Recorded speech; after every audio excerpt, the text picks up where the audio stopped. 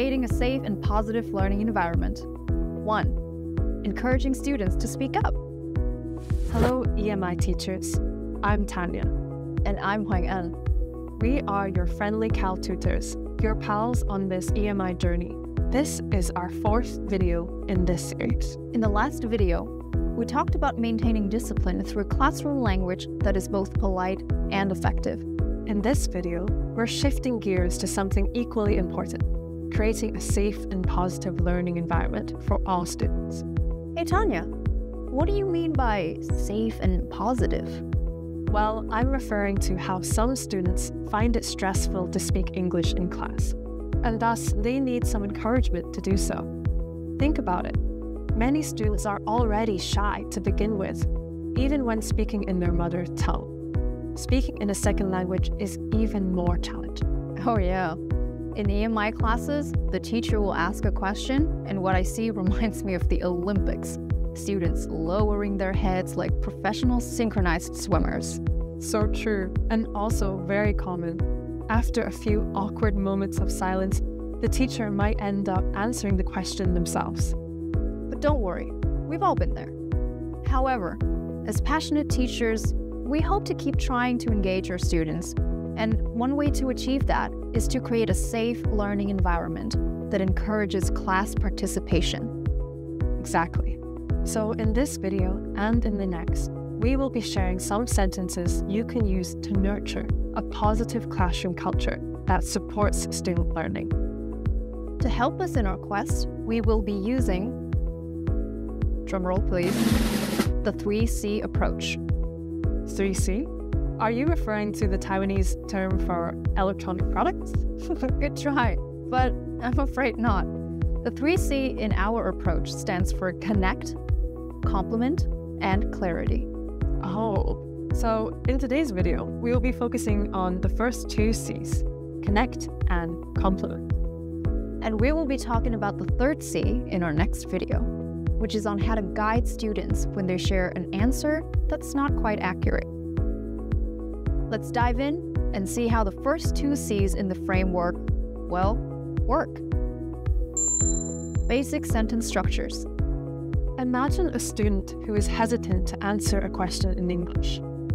Students hesitate for a few reasons. They might not know the answer, or they might not know how to say the answer in clear English, or they never answer any questions in any class anyway, so they don't even consider raising their hand. As teachers, we are in a position to create a safe learning environment for our students that encourages active participation.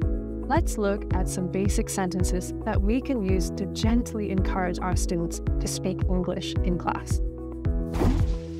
Connect.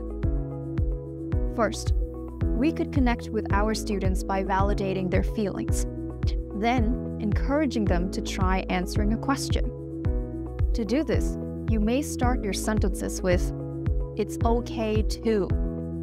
You can fill in the blank with an emotion, such as, "It's okay to feel nervous," or "It's okay to feel shy."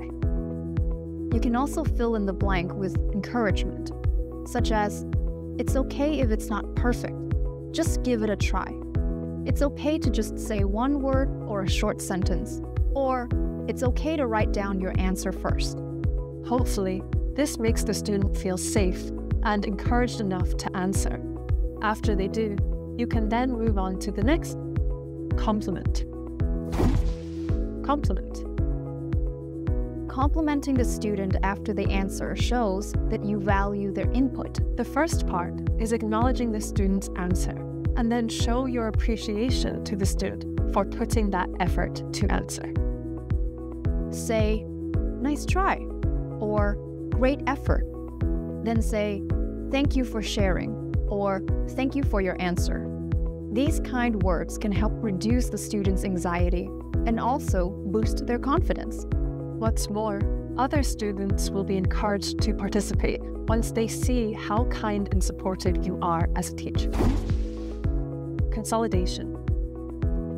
Now, I don't know about you, but if a teacher does that for me, I will definitely be so much more willing to take risks and speak up even if I'm not 100% confident that I'm right. And that's exactly what we wish to see. That's right. Now, you know the drill. Let's have a quick recap of the structures. First, here is a summary of the structures. Connect. It's okay to, plus an emotion or action. Compliment. Two-word compliment. For example, nice try or great effort, with a thank you for. Now, let's put them all together. As we go through these sentences, you may wish to pause the video to read the sentences after us a few times. Remember, every bit of practice builds muscle memory. Putting them together. In this basic version, we'll be presenting two possible applications of the framework, with one focusing on calming a student's emotions and the other on encouraging that student to answer. Version 1. Calming a student's emotions. Step 1. Connect. It's okay to feel shy.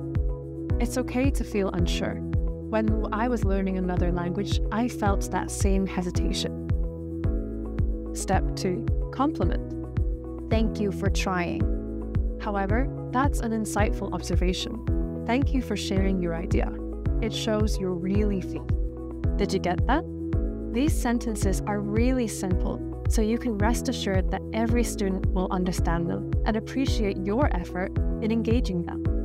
And once you are comfortable with these basic responses, it's time to elevate your interaction. You may wish to mix it up a little and express more nuanced ideas with some advanced sentences. Let's review the framework. Connect. It's okay plus a personal sharing or a reminder it's a positive learning environment. Compliment. That's a or an plus a two-word compliment. Plus, thank you for, with a clause or a sentence targeting the student's response. Similar to the basic version, the steps are connect and compliment. But we are adding more details to the statements to align our responses to our students' sharing so as to build stronger rapport. Wrap up. We're coming to the end of our sharing today. Tanya, shall we do a quick recap of what we discussed? That's a great idea. Thank you for reminding me about it.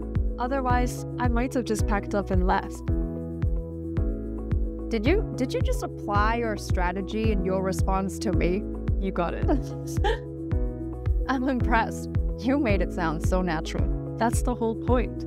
Our connect and compliment approach is easy to apply in a variety of situations. So we hope that our EMI teachers will remember it and use it to build a supportive classroom environment. That's right. As a final recap, the two C's we talked about today are connect and compliment.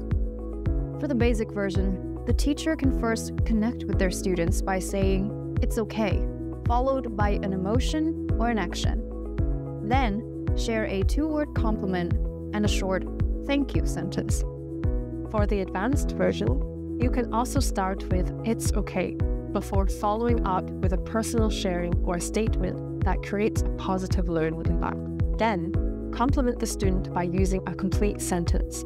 That's a, and, followed by a two-word compliment. Lastly, thank the student with a clause targeting the student's response. Building a supportive classroom environment is crucial, yet very challenging, especially in the context of EMI teaching. We hope that our sharing helps you gain some much-needed confidence in your teaching, so that you can, in turn, build that same confidence in your students. And to do that, perseverance is key. And as the saying goes, the going is tough, but the tough gets going. We promise you that as long as you keep practicing, you will get better over time. And speaking of time, it's time to say goodbye again. And in the next video, we'll continue discussing the issue of creating a safe and positive learning environment, but for when the students answer a question incorrectly. In the meantime, if you wish to get some more practice on these sentences, please don't hesitate to visit Cal. We try our best to make Cal a safe and positive learning environment, just like you do with your EMI classes. So, with that said, Hope to see you at Cal. And in the next video.